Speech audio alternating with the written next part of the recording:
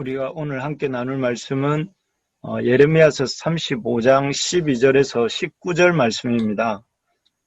예레미야서 35장 12절에서 19절 말씀 제가 한번 읽도록 하겠습니다.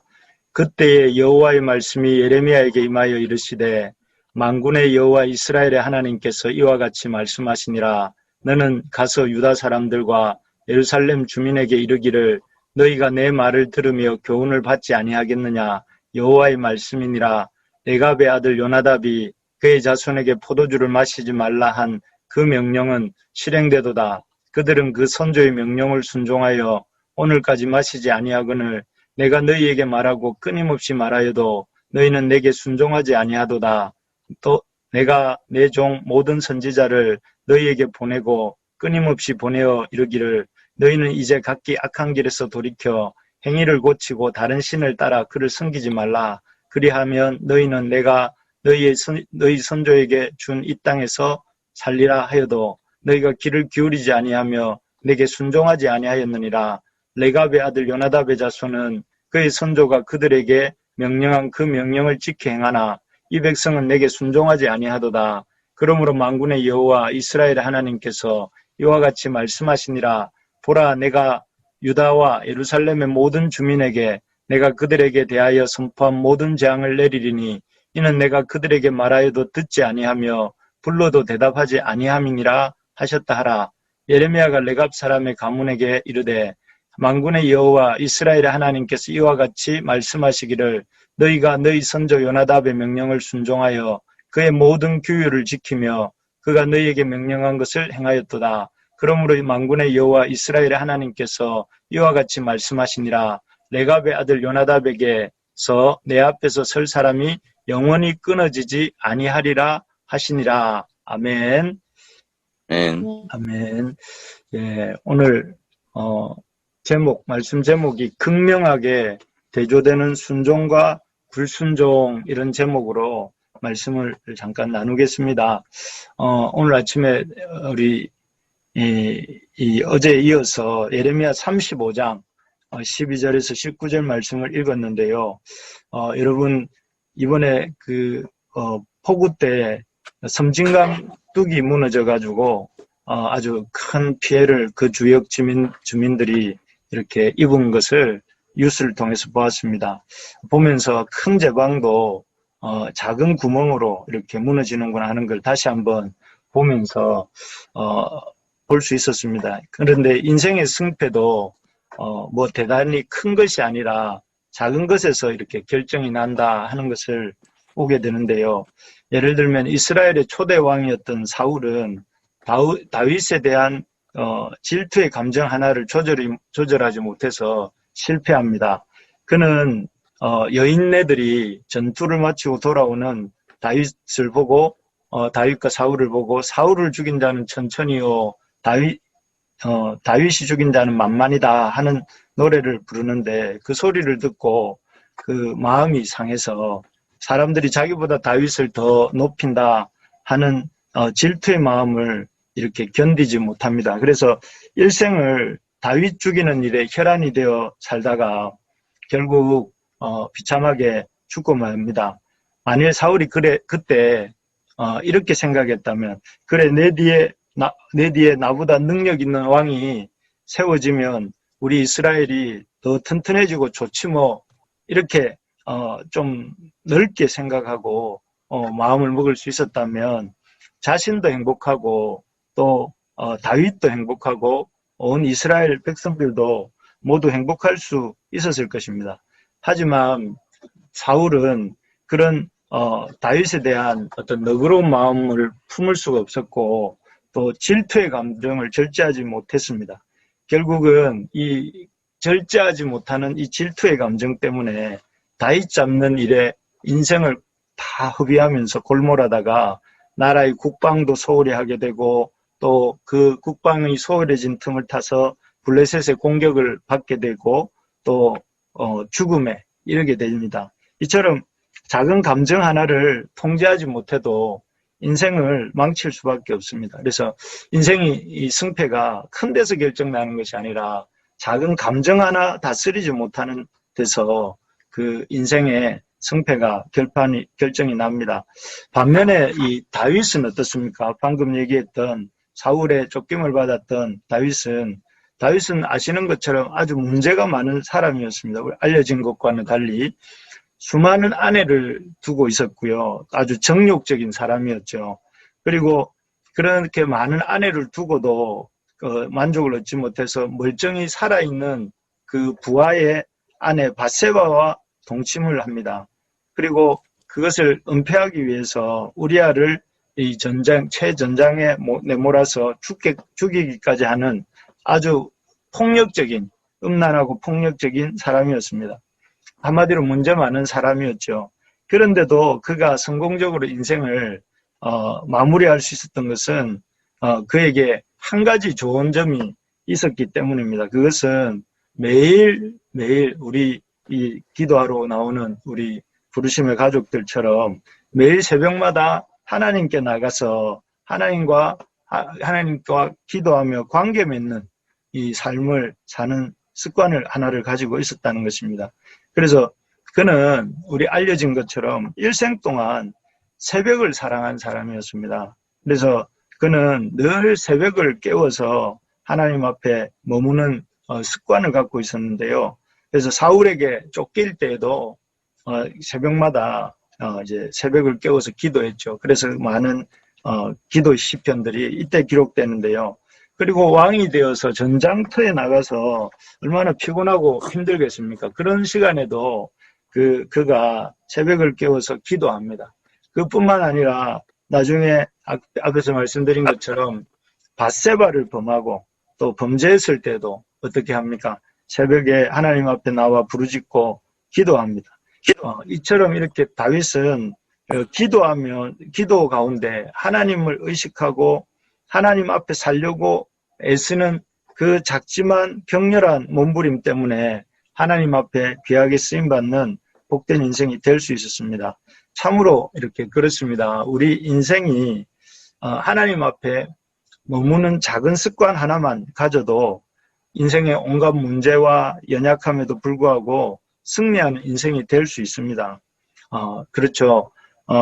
오늘 본문에 나오는 레갑 족속만 해도 그렇습니다. 어제도 말씀드렸지만 그들은 250년 전 살았던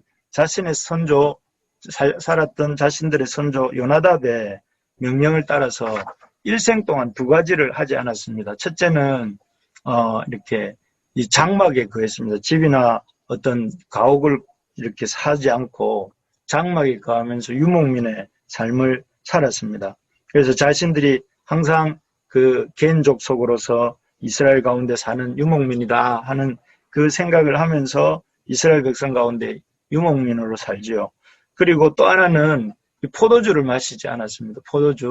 포도주를 먹는 삶은 당시에 뭐 요즘도 그렇지만 술을 먹으면 무절제로 이어지기도 하고 또 과거의 고대에는 이 술이라는 것이 항상 전후에 우상을 섬기는 제사와 함께 이렇게 마시게 되는 일이 많았던 음료였기 때문에 어쨌든 술을 절제했습니다. 그래서 어제 보니까 예레미야 선지자가 당대 최고의 어떤 선지자라고 할 수 있는 예레미야 선지자가 이 네갑 족속들을 불러놓고 포도주를 권했지만 그들은 단호하게 우리는 마시지 않겠습니다 하고 거절했던 것이죠. 이렇게 이 두 가지 명령을 잘 지킨 결과가 그들이 어제 19절 말씀에 11절 말씀에서 19절 말씀, 오늘 19절 말씀이네요.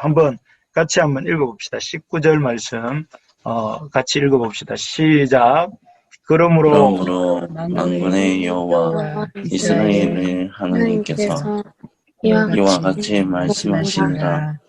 내가 내 아들 요나답에게 내 앞에 설 사람이 영원히 끊어지지 아니하리라 하시니라. 아멘. 네, 우리 여기 말씀에 뭐라고 말씀하시냐면은 내 앞에서 레갑의 아들 요나답이 내 앞에서 설 사람이 그 가문에서 끊어지지 않겠다 이렇게 말씀하십니다. 참 이거 놀라운 복이죠. 사실 여러분 제가 이렇게 우리 사람들을 만나면 이렇게 하시는 말씀들이 자식이 참 아이들 돕는 것이, 아이들 교육하고 키우는 것이 어렵다, 이런 말씀을 많이 하더라고요. 다른 사람은 잘 도와도 내 자녀들은 잘 못 돕겠다, 이렇게 고민하시는 분들이 많은데, 여기에 보면 하나님께서 요나답의 가문, 레갑의 후손들에게 주시는 복이 뭐냐면은, 요나답에게서 내 앞에 설 사람이 영원히 끊어지지 아니하리라, 이렇게 말씀하세요. 하나님의 그 백성, 레갑의 아들 요나답의 후손들이 대대로 하나님 앞에서 믿음을 지키고 또 하나님 앞에서 신실한 자손들이 쏟아져 나오겠다.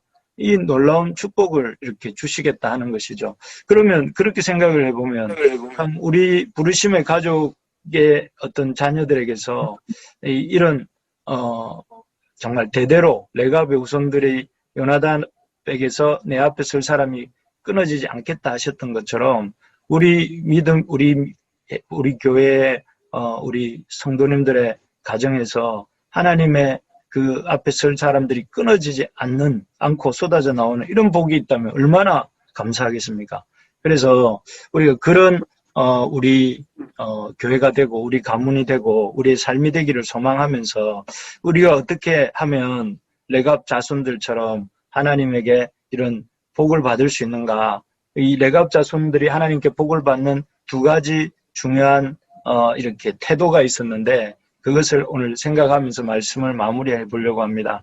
첫째는 말씀을 잘 듣지 않는 태도를 버렸다는 것입니다. 여기 보시면 이스라엘 백성이 가지고 있었던, 그러나 레갑 족속이 가지고 있지 않았던 태도가 뭐냐면은 14절입니다. 14절에 보면 이렇게 되어 있습니다. 레갑의 아들 요나답이 그의 자손에게 포도주를 마시지 말라 한 그 명령은 실행되도다. 그들은 그 선조의 명령을 순종하여 오늘까지 마시지 아니하거늘 내가 너희에게 말하고 끊임없이 말하여도 너희는 내게 순종하지 아니하도다. 여기에 보니까 이 레갑 족속들은 그 아들 그 자신들의 선조에 있던 요나답의 말을 한번 듣고 끝까지 실행했지만 반면에 이스라엘 백성은 이 하나님께서 이 끊임없이 말하여도 이렇게 순종하지 않았다라고 이렇게 14절에 되어 있습니다. 얼마나 이렇게 참 하나님이 이 말씀 듣기 싫어하는 이스라엘 백성의 태도를 참 심각하게 생각하셨냐면은 14절에도 말씀하시고 또 15절에도 이렇게 말씀하세요. 내가 내 종 모든 선지자를 너희에게 보내고 끊임없이 보내며 이르기를 너희는 이제 각기 악한 길에서 돌이켜 행위를 고치고 다른 신을 따라 그를 섬기지 말라.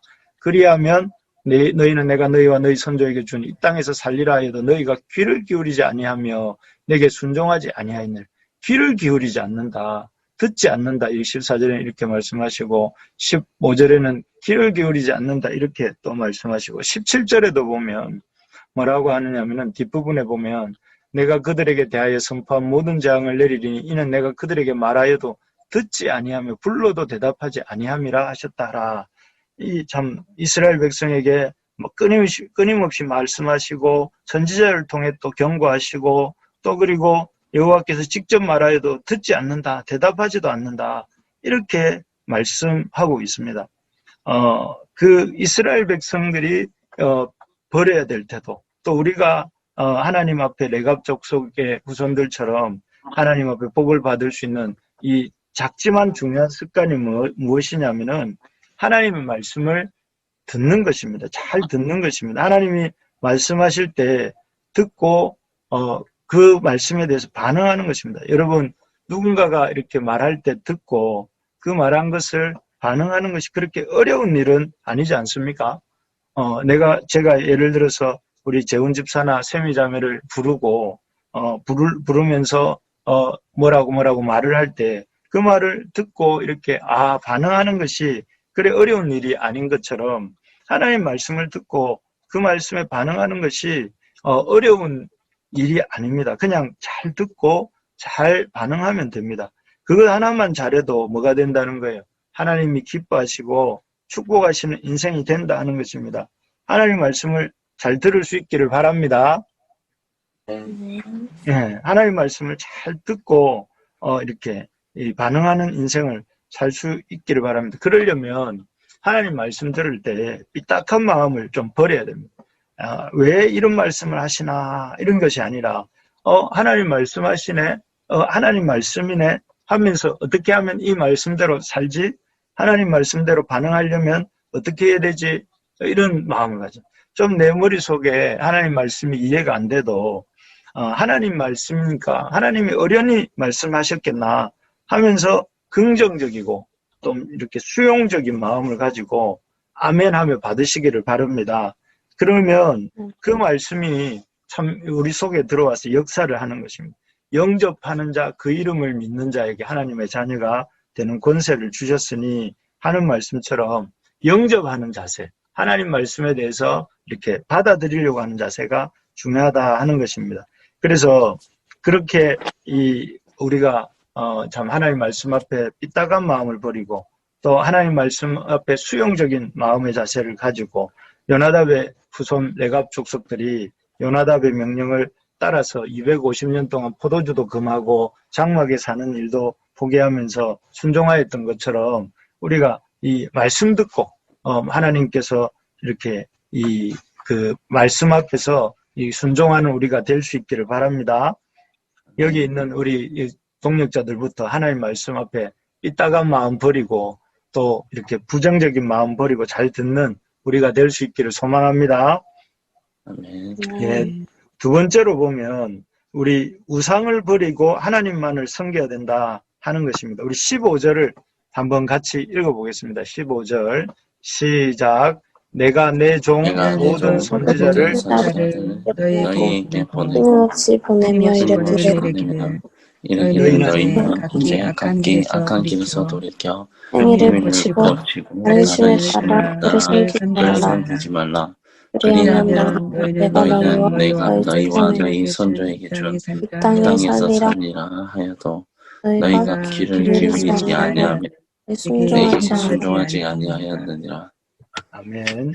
여기 보면 이스라엘 백성들이 참 문제에 대해서 쭉 말씀하시는데 다른 신을 따라 그를 섬기지 말라 이렇게 말씀하시죠. 하나님께서 원하시는 것은 하나님의 말씀을 잘 듣는 것이고 또 거기에 반응하는 것과 함께 우상을 버리고 하나님만을 섬기라 하는 것입니다. 그러면 산다 이렇게 되어 있습니다. 우리 지난 주일날 또 말씀드렸지만 하나님이 왜 그렇게 다른 신을 내 앞에 두지 말라, 다른 신을 섬기지 말라 이렇게 말씀하십니까? 우리 지난 주일 말씀 잠깐 떠올려 보면 다른 신이 없기 때문에 그렇습니다. 사람들이 다른 신인 줄 알고 따라가는 것들이 알고 보면 그 인생의 마지막에는 그 따르는 사람들에게 아주 결정적 실망을 주는 어떤 그런 것들이 존재들이기 때문에 다른 신이라는 게 없기 때문에 하나님만을 섬기라 이렇게 말씀하신다고 말씀드렸습니다. 그렇습니다. 우상을 왜 섬기지 말아야 되는가? 그 우상을 섬긴 삶의 마지막이 허망하기 때문에 섬기지 마라 이렇게 말씀하신다고 얘기해드렸고, 또 하나는 왜 여호와가 우리에게 다른 신을 섬기지 말라 하시는가 하면 이 하나님께서만 우리의 참 남편이 되시기 때문에 그렇다는 거죠.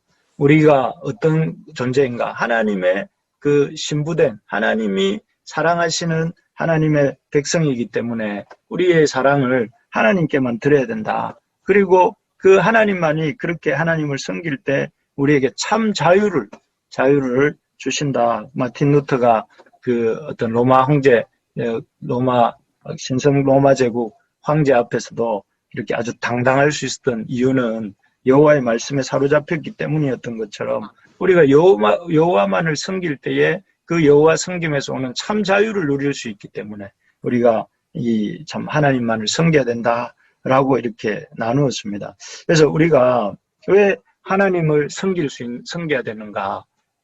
이스라엘